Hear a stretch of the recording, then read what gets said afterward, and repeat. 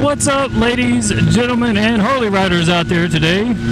But before we get started with today's topic, I have got to get some fuel. We're going to pull in here to the Shell Rocket Fuel Station.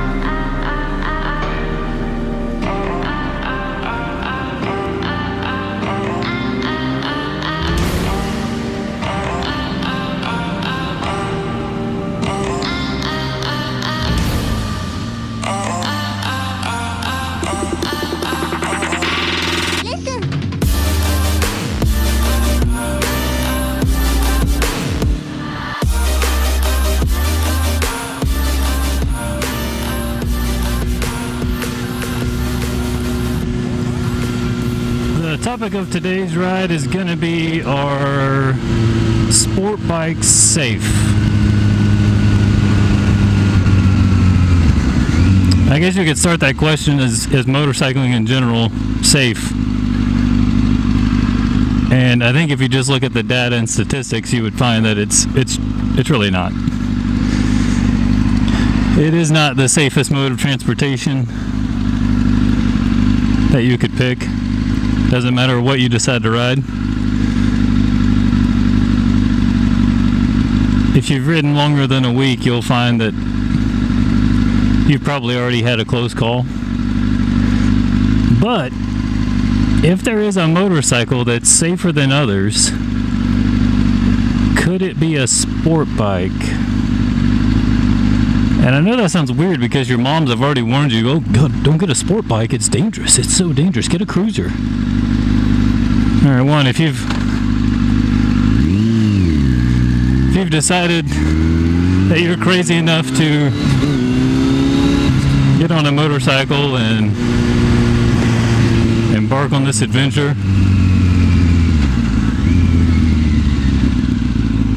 you may have already started looking at motorcycles. You know, what should I get? Is one safer than the other? Is one better than the other? Well, that is partly true. There are certainly better choices out there, especially for new riders. I just want to go over some reasons why I believe that riding a sport bike may be safer than some other choices out there. So, number one reason. I want to talk about number one reason. Let's talk about brakes, and that's probably not where you thought I was going to start with that. You're probably like, oh, you're going to talk about the power. Well, I think the power does actually benefit sport bikes. I want to go over the brakes first. So if you pair up the brakes along with a very good tire option on a sport bike, you have a significant benefit over your stopping power than, say, a cruiser. what I mean by that is typically your sport bikes have dual rotors up front, one in the rear. It's a pretty typical setup. They're usually larger than what you're going to find on a cruiser. May not always be the case, but generally it is. You're going to have more aggressive pads. Your rubber on the tire is going to be much stickier, which will lend itself to much better braking characteristics.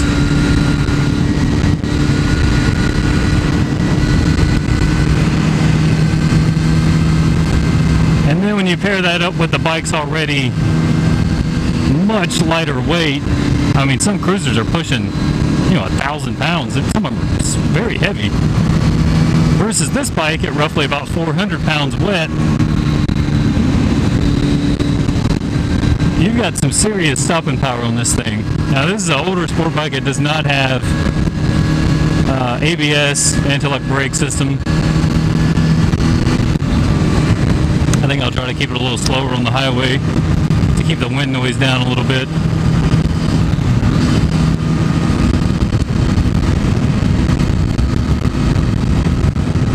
But you've got a really good recipe for something that can really stop when you need it to. Now, granted, a lot of that's going to go into rider skill and learning how to use those brakes properly to the point that you're not going to lock up the rear, lose control of the bike, and dump it. Probably end up on a low side crash. Also, to the same effect, that you're not going to go grab a handful of the front brake and end up on a high side or on an accidental stunt show stoppie.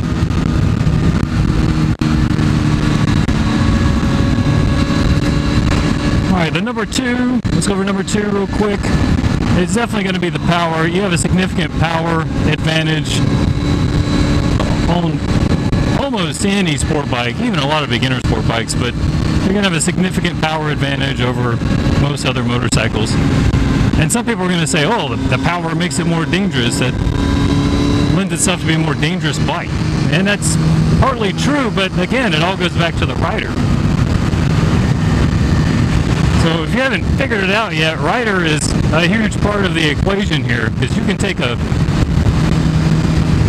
very dangerous rider and put them on the safest motorcycle that you can imagine, and with every safety system in the world, and I'm sure they'll still find a way to lay it down or end up in some kind of crash with it. But the power gives you the ability to get out of situations rather quickly. So I know I've been riding for a long time, and I've definitely had a lot of close calls. And I can without a doubt say that having such a significant power to weight ratio has enabled me to get out of some very hairy situations. Now on the flip side of that is if you put a very inexperienced rider on a sport bike that has 170 horsepower, and yeah, they're probably gonna end up in some kind of trouble. But a lot of that goes again back to rider experience.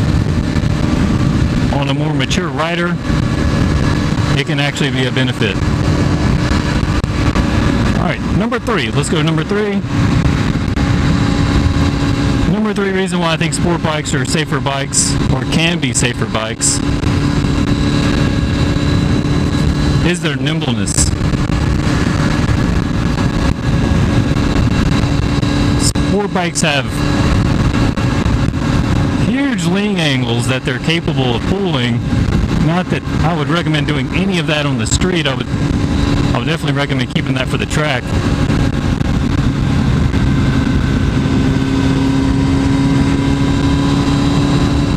That almost hit me right there. Can't figure it out. People do not care about motorcyclists. But they have the ability to be very maneuverable.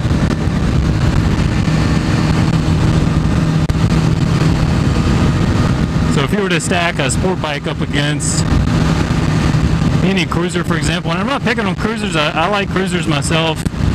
A lot of people in my family ride cruisers. There's nothing wrong with them. I'm just comparing it to the cruiser because it's, I'd say, probably the most popular style of motorcycle out there these days. So just for comparison's sake, just have something to stack it up against. The sport bike is going to be much easier to maneuver through a situation should one arise that you need to get out of.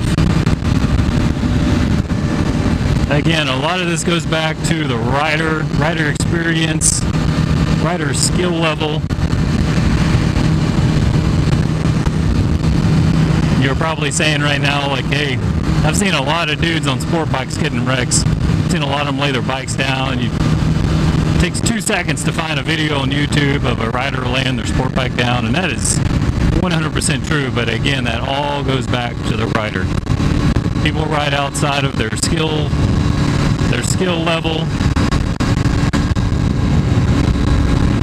They push their bikes beyond their skill level, because in most cases I would say the bike is capable of doing whatever a rider wants it to do. However, that rider usually does not have that skill set to maneuver the bike in that fashion.